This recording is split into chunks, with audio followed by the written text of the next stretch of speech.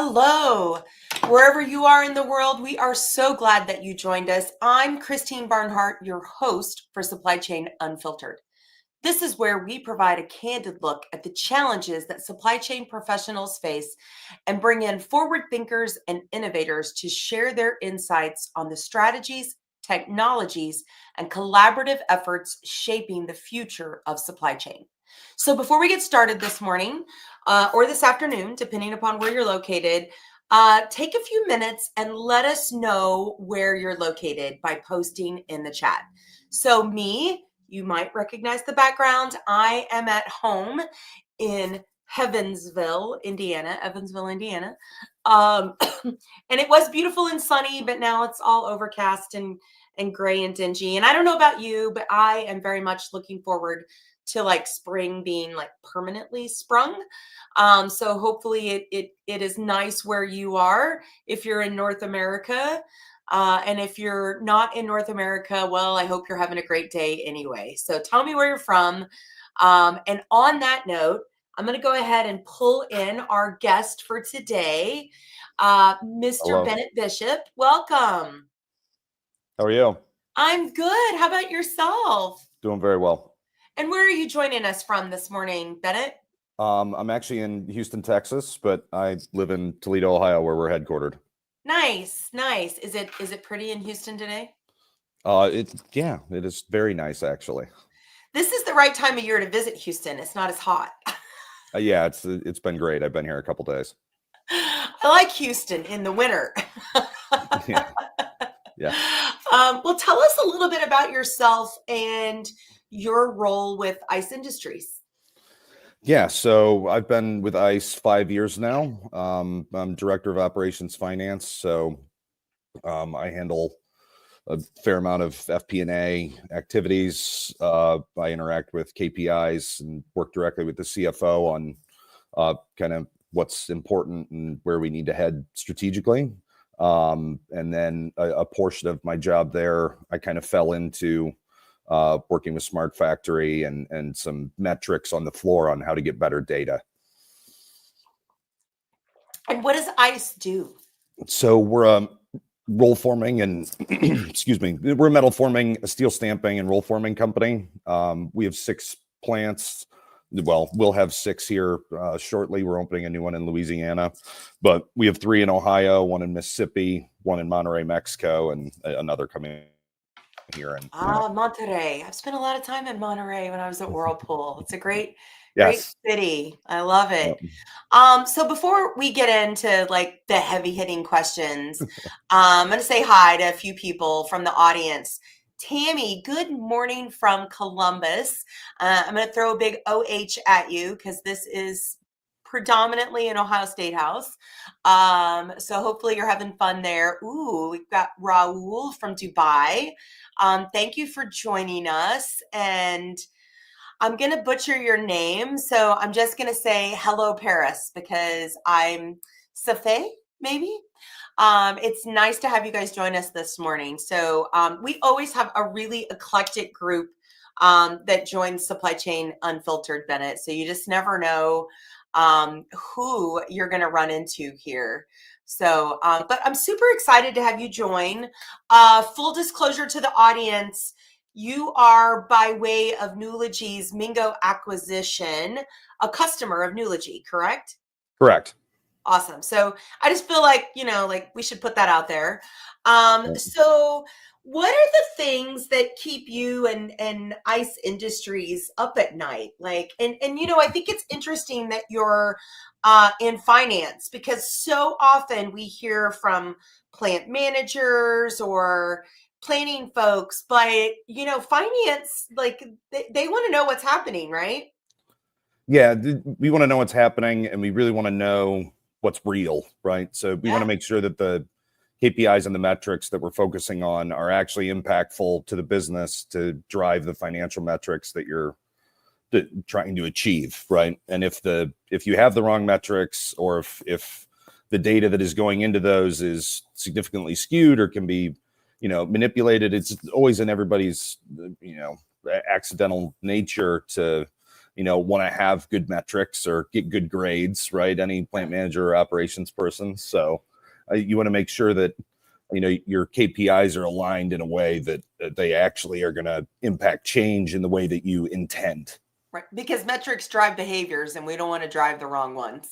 Correct. And it's very, in other companies, I've seen so many times where just because of the KPI, the whole organization shifts. Now, sometimes by design, right? Even encourages poor behavior in the short term for a specific reason.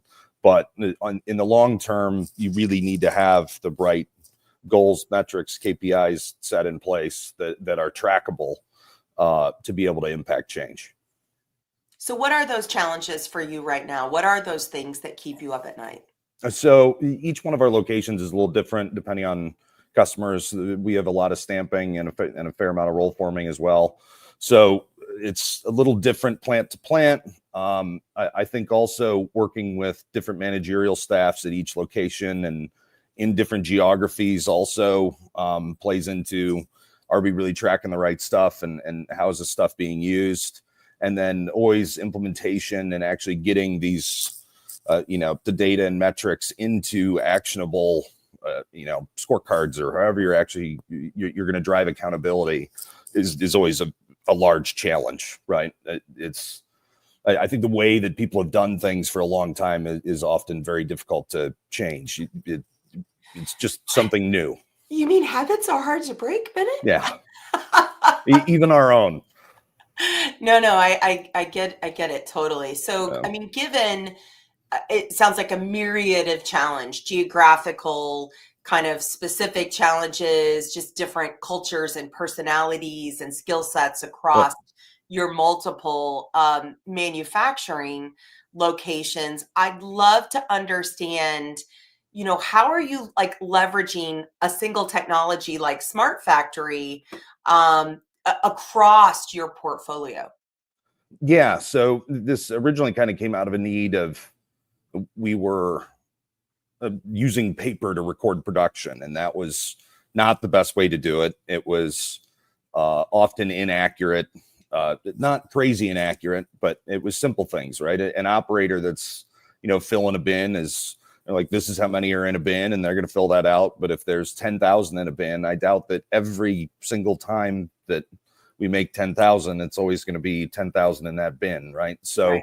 those little, tiny inaccuracies, kind of build up over time. And we were like, okay, I think we need better data. We need the machines to count.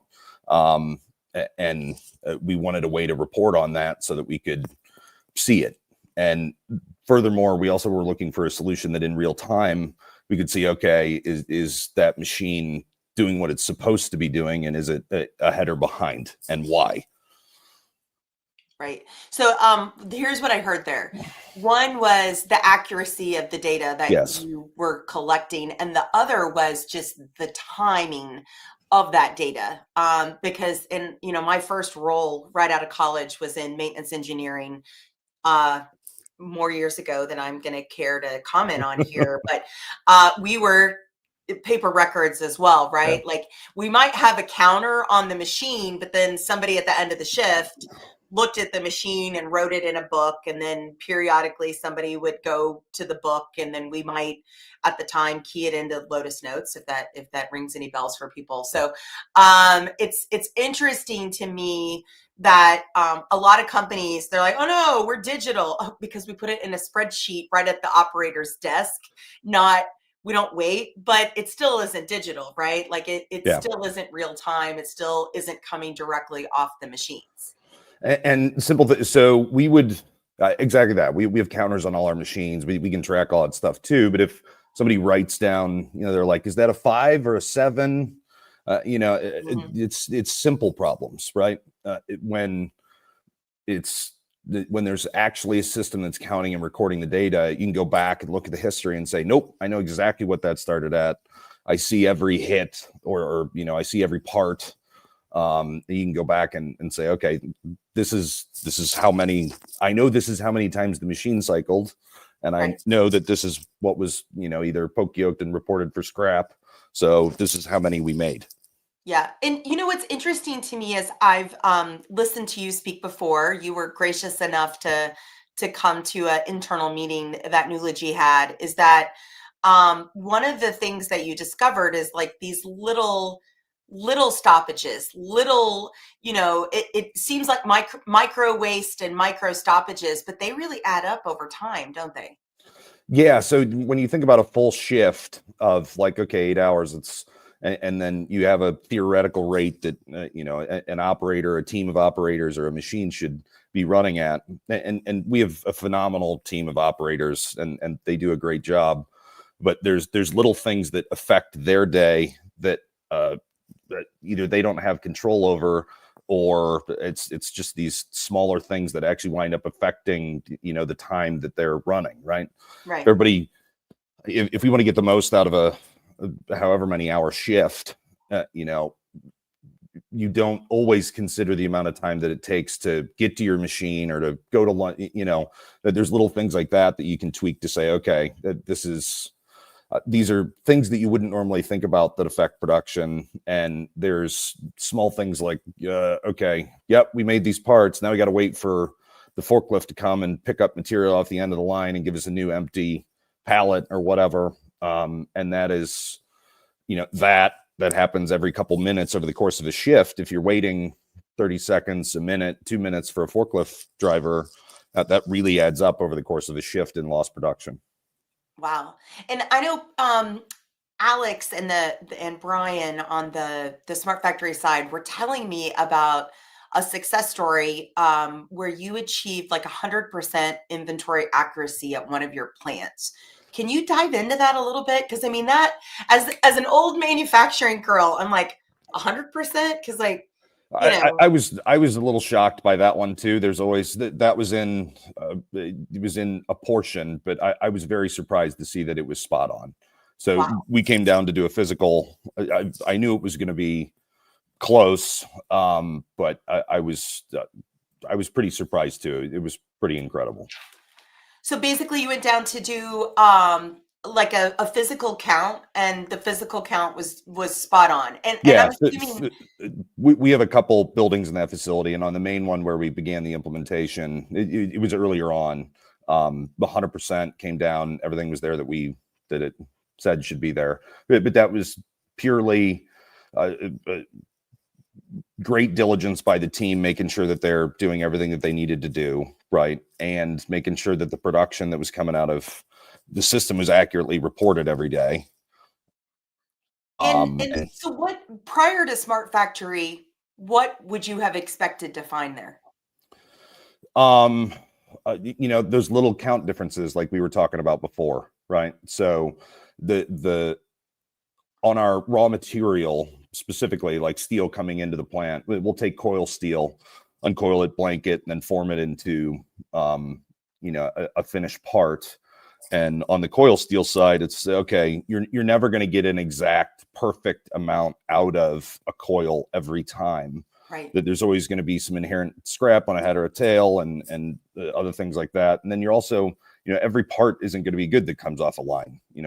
There's inherent scrap in setup parts and other things like that, that while we had a way to capture that before, it wasn't always, there were more hands involved, right? Right. A tool and die guy is going to go set up some tooling in a press. They're going to hit 15 setup parts, and they don't really care that they're they can say, we hit 10 or 15 setup parts, and that's what we'll put down, because they're not thinking about that, right? They're thinking about making a good part. And frankly, we don't want them thinking their primary focus to be perfectly how many parts they used on a setup run. We want them to set everything up perfectly so that we have a good production run.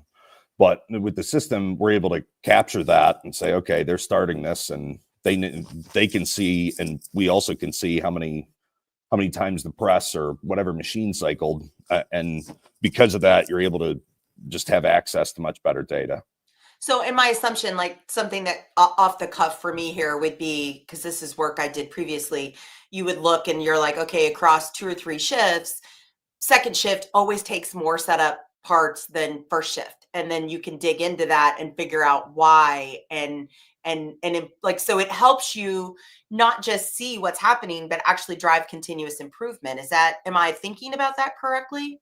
Yeah. So we could, with the system we have the ability to look at things like setup parts. We have the ability to look at setup time, right? I think setup time is usually more of what setup parts are a much smaller percentage of Quick changeover everything. is a thing.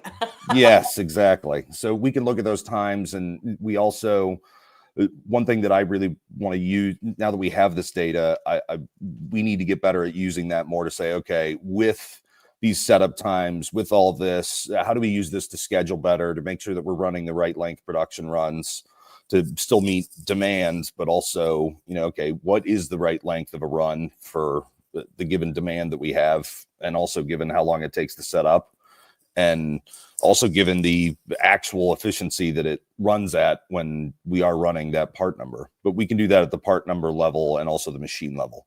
Nice. And then I heard that you guys are breaking ground on a new facility this year in Louisiana. Yes, we are. For solar panels, right? So we make we make a support part. We roll form a part for the solar industry, and we have a new facility in Lacassine, Louisiana, which is a little east of Lake Charles. So we've been working on that for the last year or so, and we're getting pretty close here to unveiling that. So we're very excited for that. Our team's been working really hard on it. As you were, kind of thinking about this new facility, my assumption would be that you thought about it differently given what you've just learned in your digitization journey in retrofitting your older facilities. So we have a phenomenal engineering team that kind of takes all this stuff head on, and they have to think about, okay, what do we need in a facility to put this equipment in, and then what's the right equipment, and how are we going to run this efficiently and well to start off new, right? We want to do everything right the first time. And now that we already have the smart factory in place in some of our other facilities, it's going to be built in right there at the very beginning, which when it's already a part of the process, it makes it so much easier than you don't have to change anything. It just is part of the process. Right. Which means you, as the director of finance, will have data right at your fingertips from the moment the plant becomes operational. Yeah. And so will plant manager, everybody, we can see it from afar. And we'll build it right into all the KPIs for the plant from the very beginning. Yeah. So you can stay comfortable at your desk in Toledo. Hopefully, yes. I love it.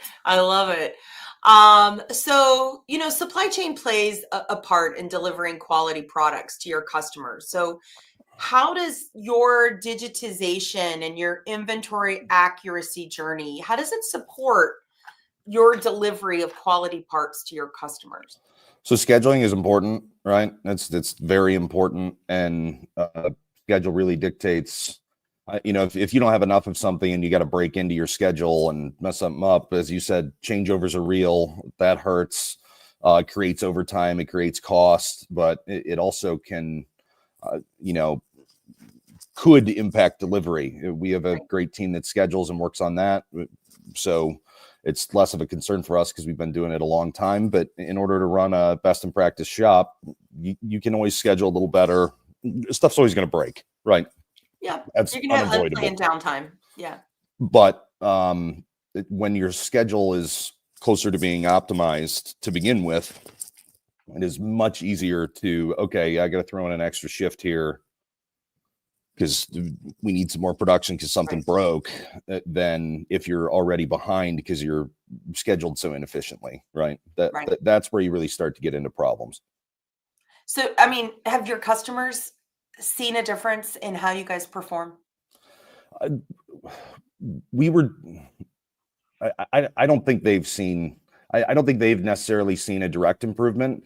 I think internally, our ability to deliver and our ease of delivery on scheduling and making sure that we're maintaining the correct inventory level for the organization has improved significantly. I still think we have some bandwidth ahead on, there's always more opportunities where we can leverage technology to improve that.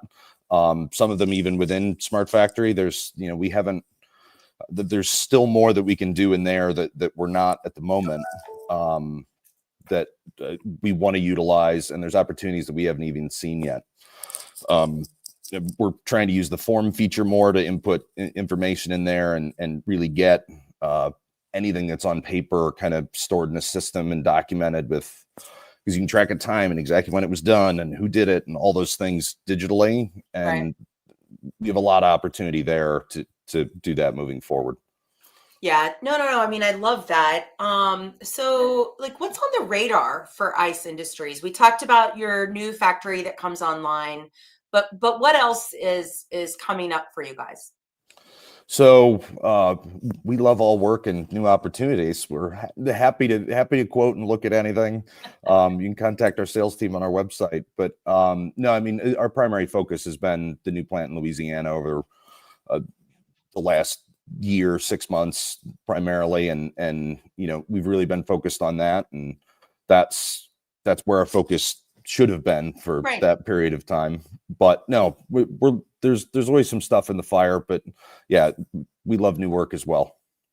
I love it. And I think we're already 21 minutes in, and I told you this half hour would go super quick. So one of the things that I have to ask you, because it's just such a hot topic, is around the utilization of artificial intelligence. Is that something that, because I think people would be like, oh, why would a metal stamping, facility, why do they care? But there's a lot of opportunity to like drive continuous improvement and, sustainability and whatnot. Is that something that you guys are looking at in terms of the future? It used to be that you would think about it in the way that, okay, machines and robots are programmed so specifically that they can do exactly this thing, right? And I think the ability for a machine to know, okay, when I do this, this has been happening this way, and then something goes wrong, that machine learning aspect to say, okay, this is a problem, or you guys need to look at this, identify things as issues, and then also identify to programmers and that type of thing that, a change needs to be made here, or when this happens, that there's a problem. Just that type of identification is even big for companies like us, right? Because when you don't have that, you have, there's a guy that has to go in there and look at code, and then he has to stand there and watch, to try and make the problem happen again. And that's very difficult. I think opportunities there, specific with machine learning and that type of stuff with robotics and any type of equipment that has a PLC, basically. But yeah, we're always going to need operators and technicians and that type of stuff or those employees that we have to run and manage and maintain equipment. We don't really see that going away, in mass form anytime soon. And even if, AI were to have a large role in that, they're still going to need a support structure surrounding that. Okay. So what are the things that personally keep you up at night relative to the business? Like, what are the things that are still on your radar? Well, we're always looking towards what's next, right? And making sure that what I wish that I personally had done a better job of, and it was utilizing this stuff faster and making sure that we got it into the KPIs sooner. We have the ability to do that, and we have it all. There's so much capability of software like this. There's the other implementations that we need to do to some other areas of our facilities that need to be involved in this as well. And that missed opportunity, when if it was there now or if it was there faster, that impact and change is something that, you always want to happen as fast as possible. So I worry about that and think about better ways that we can do that. But we have a phenomenal team in all our departments here. So I'm happy to say that what keeps me up at night is not much, right? No, that's good though. I like that. Yeah.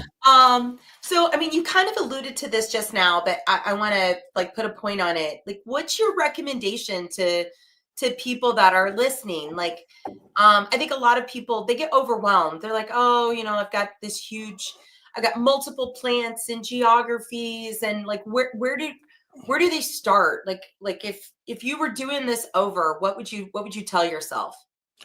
So I'm going to answer that in two ways. One is find a solution that works for your business. I absolutely think that we did that with Smart Factory.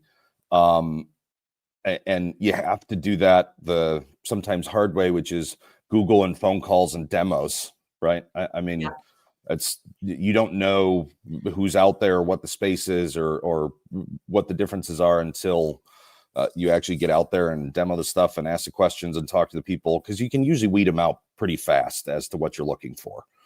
And then the second part to that is, the biggest thing that we needed to do sooner and still occasionally struggle with is get this information into your KPIs, into your metrics, into your scorecards, into the right hands, and then figure out how you're going to drive accountability behind those numbers with your team, because that drives adoption and accountability so much faster than anything else.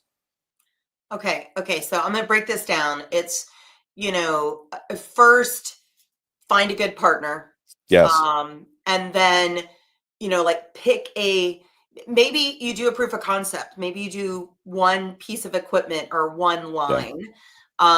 And you have create learnings there. Is that kind of what I'm hearing? And then you kind of scale it beyond. And even today, you guys are still doing implementations and rolling this out in various places.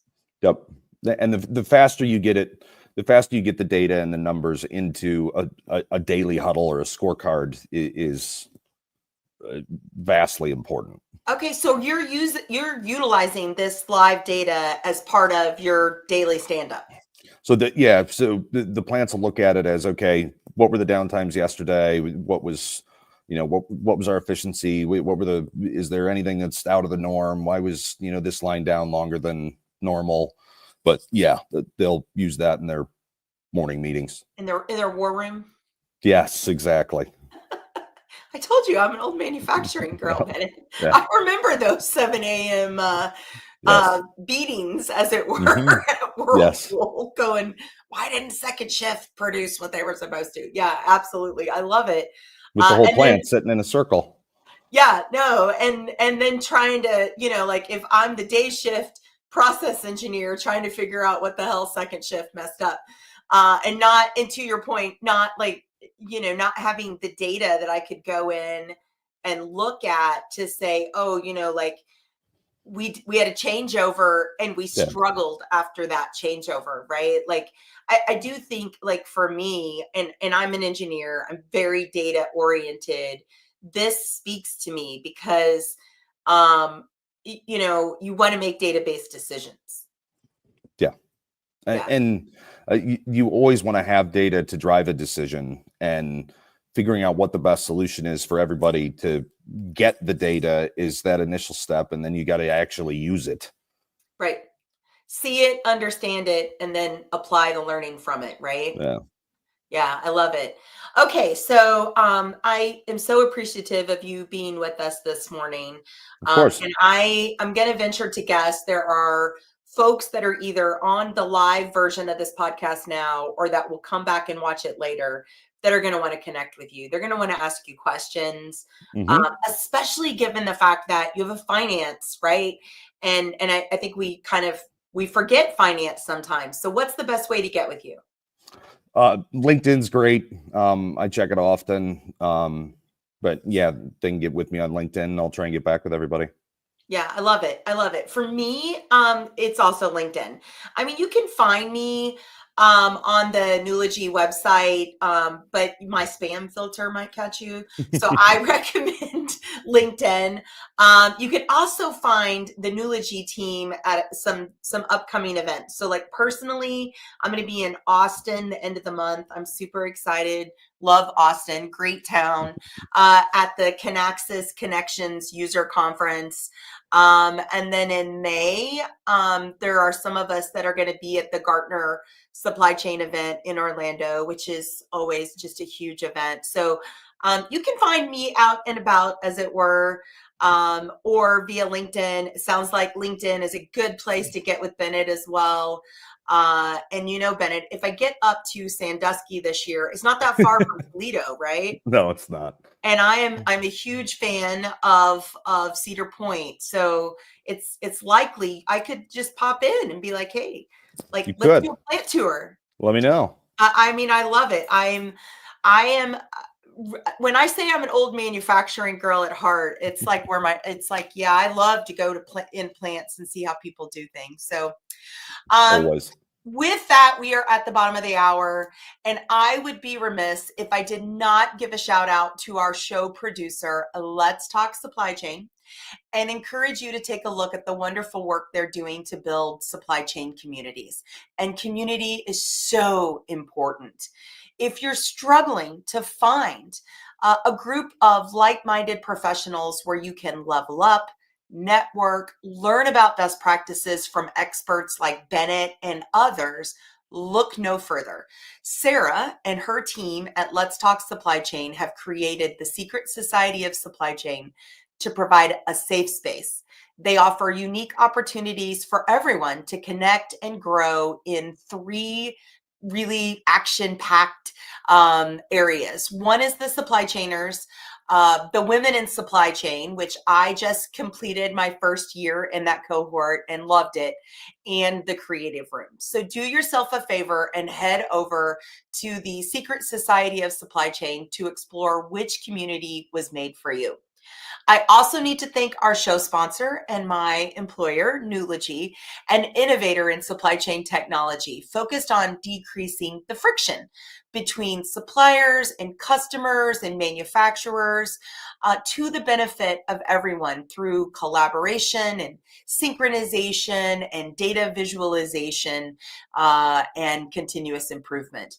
On that note, I must say goodbye, but I am hopeful that you will tune in next month, or you will find me at one of the upcoming events and we can chat about all things manufacturing and supply chain, and you'll learn just what a geek I really am. So have a great day, and we will talk soon.